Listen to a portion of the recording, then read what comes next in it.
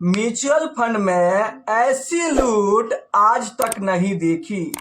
बड़े बड़े investor in small cap fund में, इन दो मिड कैप फंड में और इन दो फ्लेक्सी कैप फंड पर पागलों की तरह टूट पड़े हैं और सिर्फ 30 दिनों में ही करोड़ों रुपए डाल दिए हैं। अब सबसे बड़ा सवाल ये है कि आखिर ये 5 कौन से फंड है और क्यों इस पे इन्वेस्टर का भरोसा लगातार बढ़ते जा रहा है। तो चलिए डेटा देखेंगे कि ये फंड कितना रिस्क ले रहा है, कितना रिटर्न दे रहा है और आखिर क्यों इस फंड पर इन्वेस्टर का भरोसा लगातार बढ़ते जा रहा है। चलिए सब कुछ मैं आपको बताऊंगा, इसलिए वीडियो को ध्यान से और पूरा देखिए।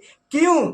क्योंकि आधा अधूरा ज्ञान हमेशा खतरनाक होता है, इसीलिए पूरा देखिए, पूरा सीखिए, पूरा समझिए और सारी डाउट क्लियर कर लीजिए। तो चलिए नंबर 5 पर जो फंड है वो है प्राग पारिक फ्लेक्सी कैप फंड। इस फंड में पिछले महीने यहाँ पर 5040 करोड़ का इनफ्लो आया है। अब देखो प्राग पारिक फ्लेक्सी कैप फंड को बहुत सारे इन्वेस्टर लेकर परेशान है। भर भर के कमेंट आ रहा है कि Parag Parikh flexi cap fund return नहीं दे रहा है, इन्वेस्टेड रहूं या निकल जाऊं। तो ये फंड आपको रिटर्न नहीं दे रहा है, आप निकलने के बारे में सोच रहे हो, लेकिन बड़े बड़े इन्वेस्टर इस फंड में चुपके करोड़ों रुपए डाल रहे हैं। क्यों? जानना चाहते हो तो ध्यान से सुनो। प्राग पारिक फ्लेक्सी कैप फंड लंबे समय से बेहतर परफॉर्मेंस करके बेहतर रिटर्न दिया है और अपने आप को बेहतर साबित किया है, इसीलिए इन्वेस्टर का भरोसा इस फंड पे लगातार बढ़ रहा है और इन्वेस्टर इस फंड में भर भर के पैसा डाल रहे हैं। और सबसे बड़ी बात यह है कि ये फंड इंडियन स्टॉक में तो इन्वेस्ट करता ही है, अपने पोर्टफोलियो में विदेशी स्टॉक का भी एक्सपोजर रखता है, इसीलिए इन्वेस्टर इस फंड में भर भर के इन्वेस्ट कर रहे हैं। तो क्या ये फंड आपके पोर्टफोलियो में है तो नीचे कमेंट बॉक्स में यस जरूर लिख देना। चलिए नंबर 2 पर जो फंड है वो आप देख सकते हैं, HDFC का फ्लेक्सी कैप फंड है। इस फंड में पिछले महीने HDFC फ्लेक्सी कैप फंड और HDFC मिड कैप फंड, इन दोनों फंड में आप देख सकते हो 4284 करोड़ का इनफ्लो आया है। और यहाँ पर HDFC फ्लेक्सी कैप फंड का यूएम साइज अब 1,10,00,000 का हो चुका है। वहीं पर अगर मैं HDFC मिड कैप फंड की बात करूं तो 1.05 लाख करोड़ का इसका यूएम साइज अब हो चुका है। चलिए अगर यहां पर मैं अगला फंड की बात करूं तो वो है मोतीलाल ओसवाल का मिड कैप फंड। इन फंड में पिछले महीने 2562 करोड़ का इनफ्लो आया है और इसका यूएम साइज अब 37,473 करोड़ से बढ़कर 40,036 करोड़ का हो चुका है। अब मैं आपको यहां पर एक बात बताना चाहता हूं कि मार्च 2026 में Motilal Oswal small cap fund अपने ऑल टाइम हाई से 35% तक गिर गया था और बहुत सारे इन्वेस्टर इस फंड को भला बुरा कर रहे थे और लोग SIP बंद कर करके भाग रहे थे, लेकिन बड़े इन्वेस्टर चुपके इस फंड को खरीद रहे हैं। जानना चाहते हो क्यों?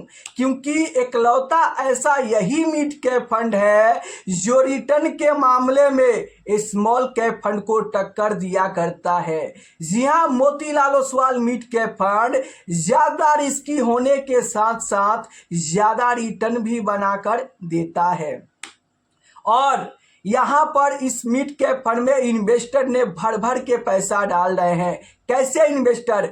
बड़े बड़े इन्वेस्टर। क्यों? क्योंकि ये फंड बेस्ट है और इस फंड में अचानक क्रैश आ गया। मार्च के महीने में बहुत ज़्यादा ये फंड गिरा हुआ था और उस गिरावट के बाद इन्वेस्टर को लगा कि अब ये फंड रिकवरी कर रहा है, आगे चल के इसका अच्छा दौर आएगा। क्यों?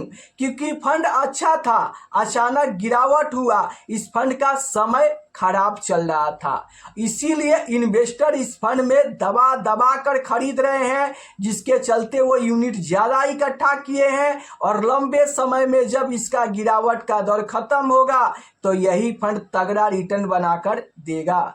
तो आप नीचे कमेंट बॉक्स में बताइए कि गिरते हुए बाजार में आप भी दबा दबा कर खरीदे हो? तो नीचे कमेंट बॉक्स में यस लिख देना।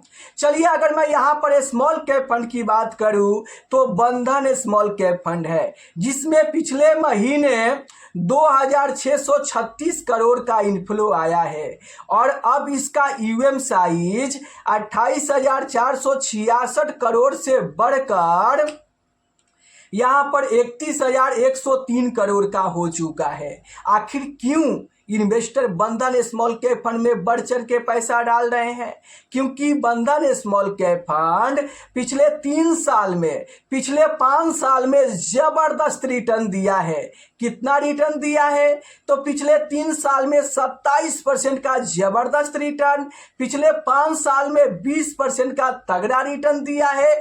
और इसी रिटर्न को देखते हुए इन्वेस्टर का भरोसा इस स्मॉल कैप फंड पे लगातार बढ़ रहा है और इस फंड में इन्वेस्टर भर भर के पैसा डाल रहे हैं। ऐसा नहीं है कि सिर्फ पिछले महीने ही इस फंड में पैसा डाला गया है, इस फंड में पिछले 2 साल से लगातार इन्वेस्टर बढ़ चढ़ के पैसा डाल रहे हैं।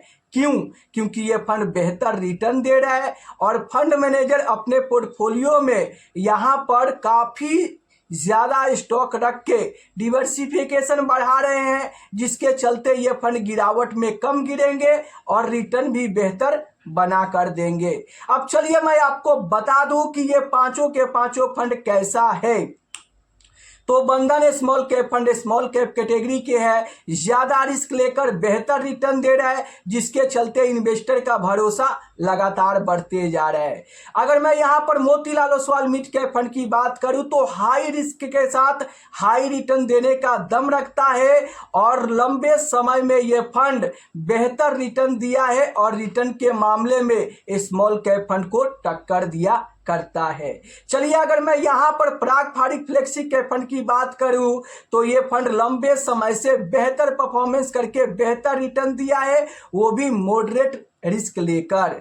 फंड अच्छा है, प्रेजेंट में परफॉर्मेंस थोड़ा कमजोर दिख रहा है, लेकिन अच्छा फंड है। समय इसका खराब चल रहा है, अगर आप इन्वेस्टेड हो तो आपको इन्वेस्टेड रहना चाहिए, लंबे समय में बेहतर रिटर्न दे सकता है। HDFC मिड कैप फंड की बात करूं, HDFC फ्लेक्सी कैप फंड की बात करूं तो ये फंड पिछले गिरावट में बेहतर परफॉर्मेंस किया है, जिसके चलते इन्वेस्टर का भरोसा HDFC म्यूचुअल फंड पे बढ़ते जा रहा है। क्यों? क्योंकि 2025 में 26 में जो गिरावट आई थी ना, HDFC म्यूचुअल फंड में कम गिरावट देखने को मिला है, जिसके चलते इसका रिटर्न बेहतर दिख रहे थे और इसी कारण से इन्वेस्टर ऐसे म्यूचुअल फंड में भर भर के इन्वेस्ट कर रहे हैं। अब ये वीडियो आपको इन्वेस्टमेंट करने की सलाह नहीं देती है, इसका मतलब बिल्कुल ये नहीं है कि इस फंड में इन्वेस्टर पैसा डाल रहे हैं तो आपको भी आंख बंद करके डालनी चाहिए। देखो, आपको अपने गोल के हिसाब से,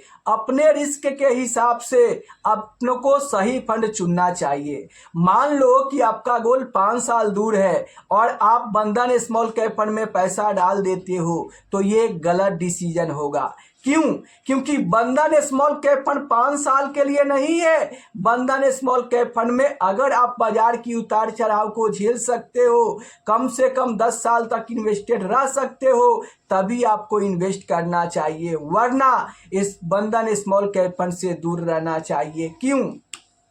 क्योंकि बंधन small cap fund short term के लिए नहीं बल्कि लॉन्ग टर्म के लिए है। अगर आप 5 साल के लिए इन्वेस्ट करना चाहते हैं तो फ्लेक्सी कैप फंड को चुन सकते हैं, लेकिन ये कोई पेड प्रमोशन नहीं है। आप अपने रिस्क के हिसाब से खुद से रिसर्च करके अपने गोल के लिए आप अपने लिए फंड चुन सकते हैं। चलिए, तो ये वीडियो आपको कैसा लगा नीचे कमेंट करके जरूर बताना। चैनल पर पहली बार आए हैं तो चैनल को सब्सक्राइब कर लीजिए और वीडियो को लाइक कर दीजिए, हाइप करना ना भूलें, ताकि ये वीडियो ज़्यादा से ज़्यादा लोगों के पास जाए और उनको भी पता चले कि बड़े बड़े इन्वेस्टर इस बाजार में अभी क्या खरीद रहे हैं और आप क्या खरीद रहे हैं, नीचे कमेंट बॉक्स में ज़रूर बताना।